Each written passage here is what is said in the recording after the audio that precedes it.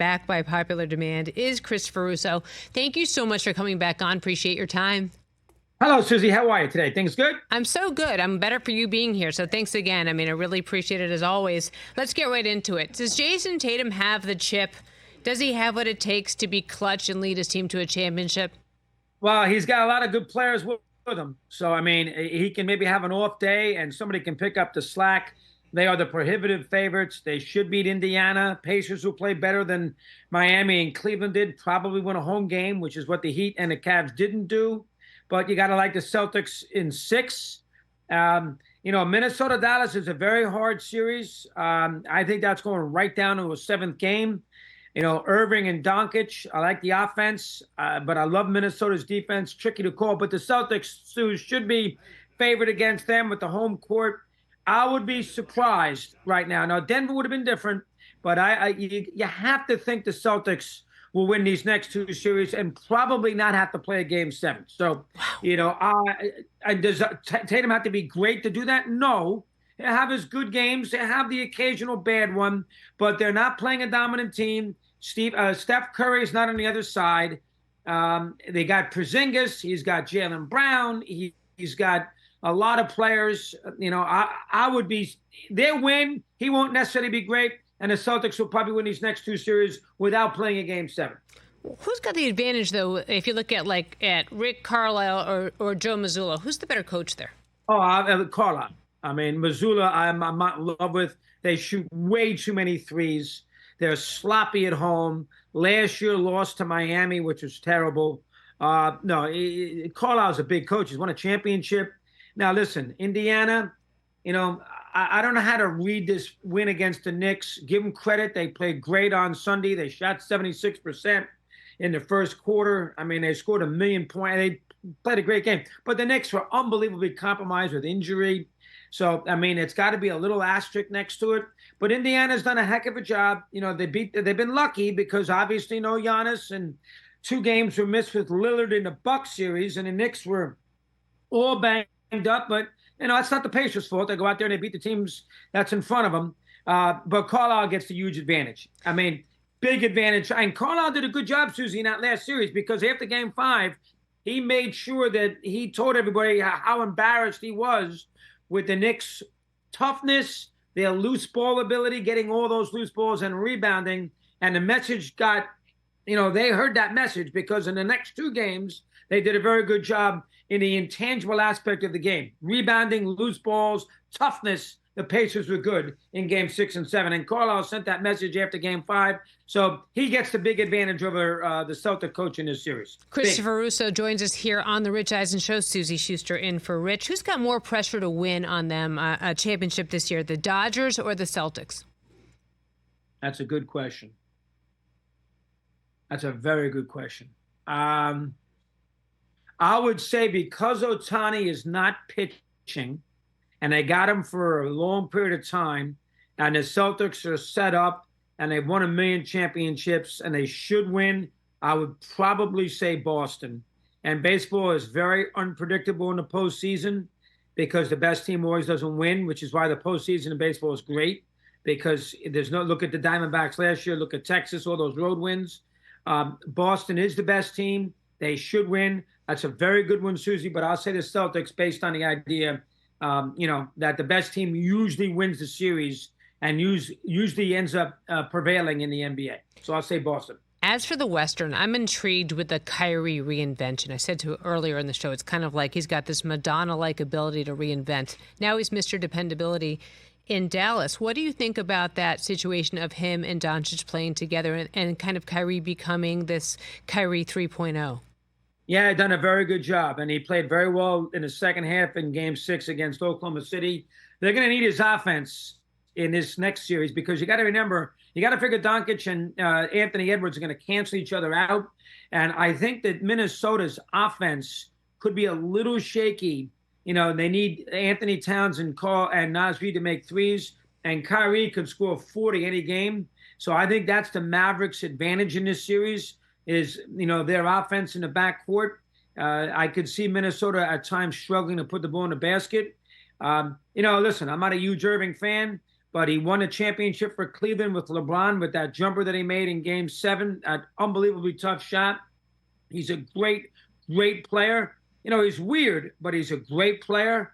And he's got a chance here to get to a final after some, uncharacteristic issues in New York where he didn't play with the COVID, no vaccine.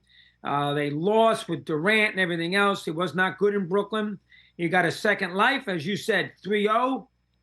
He's done a good job, and he's dangerous. He's a great offensive player. He puts the ball in the basket. When you have to put the ball in the basket, you play decent enough on defense. He's a great player, and, give him credit, too. He went to Dallas, and him and Doncic have done a good job of understanding each's role and blending in with one another when they're both kind of alpha males. So he gets credit for that, too. So give him credit. And they got a chance to win that series. I mean, they're a slight underdog. They're plus 140, which, no, they're a little more than that. They're plus 165, more than a slight underdog. They're a moderate underdog. I'd take them. I think that's worth it. Now, taking Dallas at a plus 165, that's going to be a long series. That might be worth it. Give the Mavericks a chance here, a fighting chance against Minnesota. And then there's the whole world is flat routine, too, as well. But yeah, I mean, you can't take him serious. He's nuts. I can't listen to him. The world is flat. That was funny. Doesn't take the vaccine shot, hurt his team, missed 29 games. Listen, I wouldn't want to have a dinner conversation with him, but as far as his basketball playing ability, he's a hell of a player. Who are the players that have driven you nuts the most in your career? Nuts, like an Irving kind of thing? I can't even take it. Marcus Stroman has a lot to say, and I'm not a big fan of him. He's a good pitcher, though. He's a good competitor. That would be one. Boy, who is up and down? The thing that drives you crazy are the players who are up and down. You can't count on him on a game-in, game-out basis. Larry Bird was a trash talker, and he was a tough son of a gun, but you knew what you were getting, and then he delivered, so you liked it. Pippen sometimes drove me crazy. Couldn't score in the fourth quarter of the big game, which always drove me nuts. I don't like players who talk a lot and then can't back it up. That always drives you nuts from that perspective. I don't know if there's anybody in particular who I can think of top of my head who I just can't deal with. Irving is a perfect example. I like to see Durant take ownership of firing all these coaches. Atkinson, Vogel, Nash. If he wanted to keep Vogel, he could have made sure that Vogel stayed. Same with Nash and Atkinson with Brooklyn. That drives me crazy. And the funny thing is, I remember at the time, and I was one of them, 81, when Magic got Westhead fired with the Lakers, everybody killed Magic. And Magic did not back down. He says, I don't want him coaching me. This is not the right coach for this team. And Magic, took it all on himself. They brought Riley in, and they turned out it was a great relationship. They won all those championships. That if you want to fire somebody, come out and say it. A lot of these coaches, a lot of these great stars, they don't want to play for a coach, but they don't want blood on their hands when franchises get rid of the coach. Look at Platt with LeBron in Cleveland. Look at Vogel in L.A. with LeBron. Now you're throwing hand. They by their actions and how they play, and by their silence, they tell you they don't want the coach. When in fact, in certain situations, they could keep the coach because obviously a team isn't going to fire a coach who their big star wants to play for. And Magic is one who told everybody, I don't want to play for Westhead. They fired him. They brought Riley in. They won all those championships. So I give Magic credit for that in the long run. Well, it'll be curious to see who the Lakers bring in then. You took away my follow-up. The minute you were talking about that, I thought, was he talking about Magic or LeBron there? It's kind of funny there. What about Aaron Rodgers? LeBron, listen, LeBron's great. Rodgers is a good one, Suzy. I didn't think of him. Rodgers drives you crazy. The problem with Rodgers is Rodgers thinks he's the smartest guy in the room. He's not. Rodgers thinks that I know more about the world than you do. And, here's what I like Rodgers to do. I'm not blaming him last year. That injury is that injury. Here's what I want Rodgers to do. He's won one Super Bowl a long, long time ago and has been very spotty in the big game. He was bad against San Francisco. He was bad against Tampa. Here's what I want Aaron to do. How about Aaron this year, keep his mouth shut, no hard knocks, go out there, lead the Jets to 12, 13 wins, and challenge the Chiefs to win it all. How about that? How about Rodgers just do that? Not necessarily go on Pat McAfee every Tuesday to tell us what he thinks about the world. Because quite frankly, I'm not that. Well, listen, we're all interested because it's Aaron Rodgers. But I can live if I don't hear Aaron Rodgers for 25 minutes every Tuesday. Here's what I want Rodgers to do. Here's what Jet fans want Rodgers to do. Play the game, play the games on Sunday and Monday, play well, handle the media, and that's enough. That's what I want Rodgers to do. I don't need to hear his world thoughts on, Ukraine, China. I'm not interested. Vaccine, I'm not interested. Play good football in a big game, which he has not done for the Packers in recent year. That's what I want to see done. What did you think of the Jets schedule when it was released? It was funny. We had I'm sure you guys had him too. We had Mike North on. They're on to 6 games in the first 11 weeks of the year. San Francisco and Tennessee on the road to start the year. They got a tough finish with Miami and Buffalo. But there are 6 teams that play 3 games in 10 days, so they're not the only one. If they can get by those first few weeks, look at their last 6, 7 games here. Seattle, not impossible. Miami twice. At Jacksonville, the Rams. I mean, it's, listen, they got a pretty hard, come to think of it. But those 2 games before that, they should win in Indiana and Arizona before their bye. Listen, he's a big star. It's New York City. Last year he got hurt when they were on all those games as well, Black Friday and what have you. I think he'll be healthy. I think the Jets will be good. They got a good defense. Big year for Salah. They got wide. Mike Williams will help them. They got a Breece Hall, good running back. They should win 11 games. Now, the division isn't easy, but because Buffalo and Miami are pretty good, they should win 11, 12 games, Suzy, and they should be a big factor in the postseason. Really should be. You think Caleb Williams comes out and he's the chosen one, or you think he stumbles? That's a good question, too. He almost at times creates his own chaos, turns the ball over a lot, runs a little too much. I remember some scenario when he was at Oklahoma against Oklahoma State, things they didn't love. But then other times you see him, he plays great. I would not be, and the USC quarterback has not been great. Pat Hayden wasn't great. Leinart wasn't great. Carson Palmer wasn't great. Sanchez wasn't great. The USC quarterback has really not been that great in the NFL. But I think that you got to figure he's going to be pretty good. I mean, all 3 of those quarterbacks, there's no guarantee. They should be, everybody, there's a lot to like about all 3 of them. I love Penix the best because I saw Penix with that team win a lot of games despite the Michigan when he wasn't great. I'm a big Penix fan, and I think Atlanta did the right thing. That's me. But, listen, Williams will give us a little juice. The Bears are set up. They got a good running back. Swift's good. They got receivers. They got a feisty little nasty defense. Division isn't impossible. If not now, when, as far as the Bears go? Christopher Russo right here on the Rich Eisen Show. Let's ask a couple baseball questions in here. I remember when it seemed like Scott Boras had, magic fingers, and every time he picked up the phone to call, all the GMs would freak out. And last year it didn't seem like he was as successful as he was before. So what do you think that means for the Yankees and Juan Soto? Will he sign before he gets to free agency, or will it go the distance? Well, last year what Scott did, he tried to get great money for good players. And he's great with the great player. But, Bellinger, Chapman, Snell, these guys are not great players. Jordan, Montgomery, they're good, but they're not great. And he wanted big money, and he wasn't going to get it for guys who are just not great. Now, Soto's great. He's an all-timer. He'll get a fortune for him. But if I was Soto, and he's already, thrown out the olive branch to Hal Steinbrenner and everything else that, the Yankees in right field, he loves it here, what have you. So maybe they get something together. Where is he going to go? The Dodgers aren't going to sign him. Where is he going to go where he's in a situation where he can win every year with a passionate fan base making $500 million?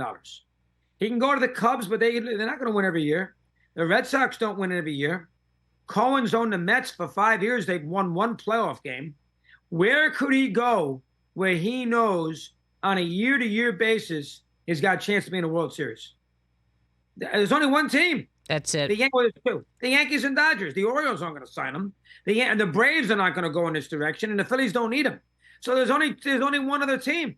It's L.A., and I don't think they're going to sign him. He can go, show his wares to the Cubs, the Giants, Seattle, a team that has a lot of money that needs a big star, fine. But you don't guarantee that you can win it every year. With the Yankees, every year they're in the playoffs. Every year. Last year notwithstanding. But for the most part, 99% of the time, every year and they're in the postseason. So if you're Soto, you'd be silly to close the door on New York. That's where you should be. They can pay you $450 million. The ballpark suits you. Passionate fan base. Big cities don't bother them. They get $45,000 a game, and they got a chance to win a championship every single season. It makes perfect sense. I think that at the end of the day, that is where he will be. I think the question is, since he doesn't normally do this, could they have a deal done before free agency? That's the question. Will Boris go to free agency just because that's what he usually does to establish a quote-unquote market? Or will Boris realize, you know what, it's the Yankees. They're offering us this. They got Judge, Cole. We got a big-time team. They're going to give us plenty. Maybe we can get an extra couple of dollars somewhere else, but we're going to get plenty. He's happy here. The fans like him. If they're smart, that's what they'll do. So we shall see. See, that's it. I mean, there's really no place else to go. They've created some kind of crazy super team out here in L.A. And I would think that if they don't win this year, what was the whole point of bringing this together? Yeah, well, Ohtani hasn't pitched, and that's the Dodger excuse. They're going to say, well, we didn't have Ohtani on the mound. And again, right now, Suzy, there are 5 teams. It's like the Premier League in soccer. There are 5 teams that can win it at the moment. I mean, I know baseball is unpredictable, so you never know. Look at Arizona. But Phillies, Yankees, Orioles, Dodgers, Atlanta. Those are your 5 teams. Everybody else is, is okay. Guardians, Cubs, Brewers, Arizona, the Giants, even Seattle, Texas, and the Astros. The 5 teams right there are the best teams. I would think one of those 5 will win a championship. And if you're Soto, you can go to the Cubs. They have plenty of money. They need a big star. Wrigley Field, great place to play. The Red Sox would always be in play. You can think about that too. The Mets, Cohen's got more money than anybody, and they're a bad team. I would not be surprised. But why would you do that when you know the Yankees are going to pay you this, and you got a chance every year? So you'd stay with the Yankees. The Dodgers situation, they're going to have some pressure on them in the postseason because they haven't won since '88. Let's throw the pandemic aside for a second. They haven't won since '88. They have an incredibly large payroll. The last 2 years, they got ambushed in the divisional round. Now they don't have Ohtani pitching, and that's the excuse they give you if they lose. But there'll be pressure on the Dodgers in October, and they have not handled that well the last couple of years. Let's see how they handle it this year. Yeah, we need Soto to sign to keep Rich from assuming the fetal position. Thanks again for your time. I love having you on. I really appreciate it. Suzy, we love you. Thanks for having me. I appreciate it today. Catch the Rich Eisen Show every single day on the Roku channel, 12 to 3 Eastern, for free.